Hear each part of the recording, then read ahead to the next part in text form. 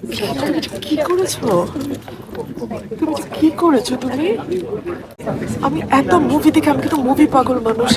আমি আমি আমি এরকম মুভি রিসেন্টলি বহু বহু বহু বছর দেখি। সম্প্রতি রোহিত সিনেমায় অসাধারণ অভিনয়ের মাধ্যমে আবারও আলোচনার কেন্দ্রবিন্দুতে উঠে এসেছে নাজিফা তুষি। এর আগে 2022 সালে মুক্তিপ্রাপ্ত হাওয়া সিনেমায় গুলতি চরিত্রে অভিনয় করে তিনি দর্শক ও সমালোচকদের ব্যাপক প্রশংসা অর্জন করেছিলেন। সিনেমাটি শুধু বাণিজ্যিকভাবে সফল হয়নি, বরং আধুনিক বাংলা চলচ্চিত্রের অন্যতম আলোচিত কাজ হিসেবে স্বীকৃতি পেয়েছিল। তবে নাজিফা তুষির যাত্রা শুরু হয়েছিল আরও আগে। 2014 সালে লাক্স চ্যানেলের সুপারস্টার প্রতিযোগিতায় প্রথম রানার আপ হয়ে তিনি বিনোদন জগতে পা রাখেন।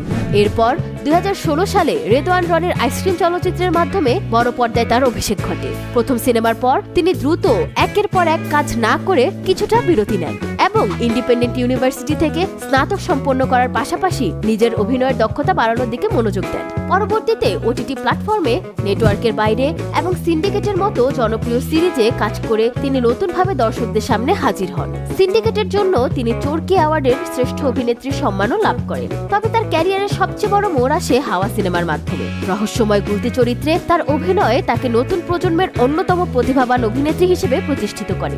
আজকের দিনে নাজিফা তুষি বাংলাদেশের চলচ্চিত্র ও ওটিটি অঙ্গনের এমন এক মুখ, যিনি সংখ্যায় কম কিন্তু মানসম্মত কাজ করে নিজের আলাদা পরিচয় তৈরি করেছেন। আর রোহিত সিনেমার সাম্প্রতিক সাফল্য যেন সেই যাত্রায় যুক্ত করেছে নতুন এক অধ্যায়। সাধুর